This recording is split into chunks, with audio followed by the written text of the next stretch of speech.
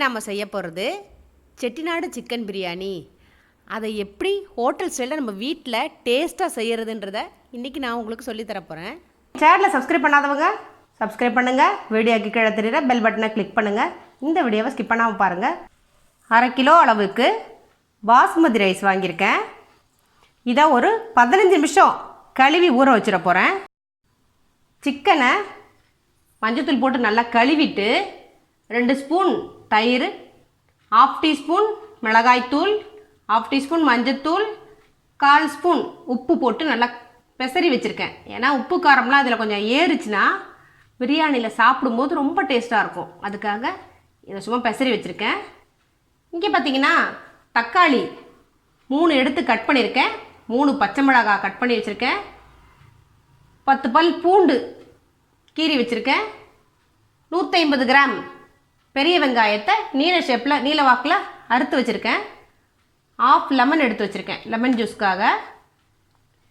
இது தாளிக்கிறதுக்கு 2 அன்னாசி பூ, 2 பிரியாணி இலை, 2 பட்டை, 2-3 கிராம்பு, ஒரு 3 ஏலக்காய் எடுத்துருக்கேன் தாளிக்கிறதுக்கு.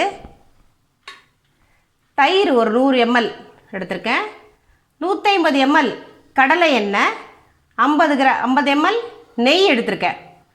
நெய்யும் இந்த ஆயிலும் கலந்து செய்யும்போது டேஸ்ட் ரொம்ப அருமையாக இருக்கும். 1 ஸ்பூன் மிளகாய்த்தூள், 1 ஸ்பூன் மல்லித்தூள், 4 டீஸ்பூன் இஞ்சி பூண்டு பேஸ்ட்டு, 1 கை கொத்தமல்லி இலை, 1 கை புதினா இலை. இதுதான் பிரியாணிக்கே வாசனை கொடுக்குற மசாலா. 4 பட்டை, 4 கிராம்பு, 4 ஏலக்காய், 1 ஸ்பூன் சோம்பு, 1/2 டீஸ்பூன் கசகசா. இதை நல்லா அரைச்சி எடுத்துக்கணும். மிக்சியில் கொஞ்சமாக தண்ணி தெளித்து அரைச்சி எடுத்து வச்சுக்கிட்டேன். அரிசியை கழுவி ஊற வச்சுருக்கேன்.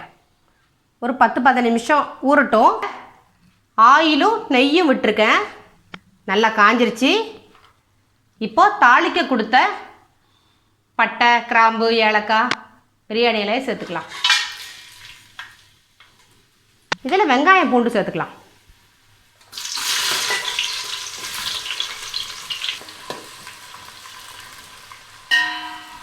வெங்காயம் நல்லா வதங்கணும். வெங்காயம் வதங்கிறதுல தான் பிரியாணியோட டேஸ்ட்டே இருக்குது.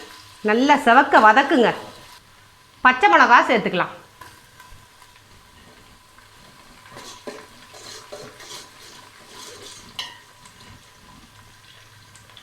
இஞ்சி பூண்டு பேஸ்ட்டு 4 டீஸ்பூன் அளவு சேர்த்துருக்கேன்.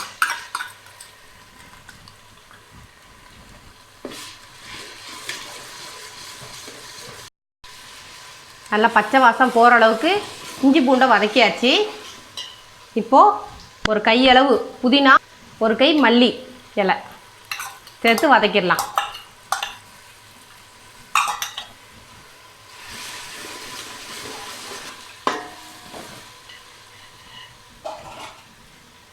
இப்போ நம்ம அரைச்சி வச்ச பிரியாணி மசாலாவை இதில் சேர்த்துக்கலாம்.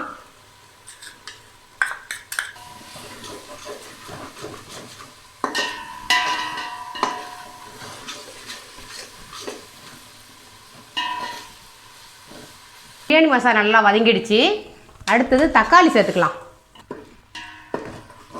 தக்காளி நல்லா வதங்கிடுச்சு. இப்போது மல்லிப்பொடி, மிளகாய் பொடி,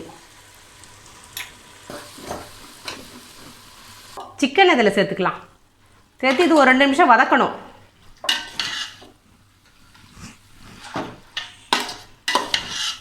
பாதி அளவு இதிலே வெந்துருச்சு.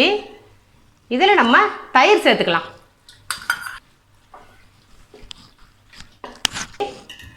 இப்போது ஒரு 1/2 லெமனை பிழிஞ்சி இதில் சேர்த்துக்கலாம்.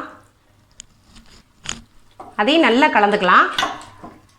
இதில் இப்போ நம்ம ஊற வச்ச பாசுமதி ரைஸை இதில் சேர்த்து ஒரு 2 நிமிஷம் வதக்கி விடலாம்.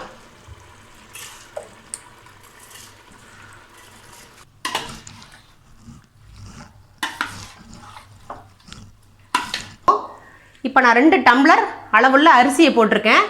இப்போ நான் 4 டம்ளர் அளவுள்ள தண்ணியை இதில் உள்ளே சேர்த்துக்கிறேன்.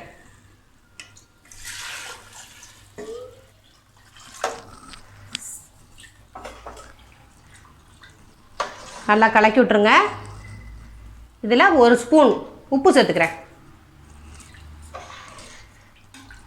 இதை நல்லா கலந்து விட்டு டேஸ்ட் பண்ணி பாருங்கள். உப்பு காரம் எல்லாம் கரெக்டாக இருக்கான்னு பார்த்துக்கோங்க. தேவைப்பட்டால் சேர்த்துக்கலாம். தட்டை போட்டு மூடிடலாம். இடையிடையே எடுத்து கிளறி விடணும். அப்படியே அரிசி உடையாமல் மெதுவாக திருப்பி விடுங்க. இடையிடையில் நான் 2 தடவை மூடியை திறந்துட்டு இந்த மாதிரி கிளறி விட்டேன். அதே போல் கிளறிடுங்க. இப்போ தண்ணி சுண்டி வந்துருச்சு. நம்ம தம் போட்டுக்கலாம். அந்த வாழை இலையை இந்த சாதத்து மேலே அப்படியே வச்சு நான் மூடிடுறேன். மூடிட்டு இதன் மேலே ஒரு நல்ல டவல் அதை தண்ணியில் நனைச்சி புழிஞ்சிருக்கேன். அதை அப்படி வச்சு கட்டிடுவேன். இப்போ நான் எப்படி தம் போட்டிருக்கேன்னு பாருங்கள். கீழே தோசைக்கல் ஹீட் ஆகிட்டுருக்கு. பாத்திரத்தில் பிரியாணி சாதம் ரெடி ஆகிடுச்சு. மேலே சுடுதண்ணி பாத்திரம் வச்சுருக்கேன். தண்ணி கொதிக்க கொதிக்க வச்சு இந்த பாத்திரத்து மேலே வச்சுருக்கேன். 10 நிமிஷமாக தம் போட்டிருக்கு. போதும். இறக்கி வச்சு நம்ம சிக்கன் பிரியாணி எப்படி வந்திருக்குன்னு பார்ப்போம். சிக்கன் பிரியாணி எவ்வளோ அருமையாக வந்திருக்கு பாருங்கள். டேஸ்ட்டும் ரொம்ப நல்லாயிருக்கு. அதோடு நான் மட்டன் குழம்பு வச்சு சேர்த்து சாப்பிட போகிறேன். இந்த மட்டன் குழம்பு என் சேனலில் போட்டிருக்கேன். தேவைப்பட்டால் பார்த்துக்கோங்க. இதுபோல் என் சமையல் குறிப்புகள் பார்க்க என் சேனலை சப்ஸ்கிரைப் பண்ணுங்கள்.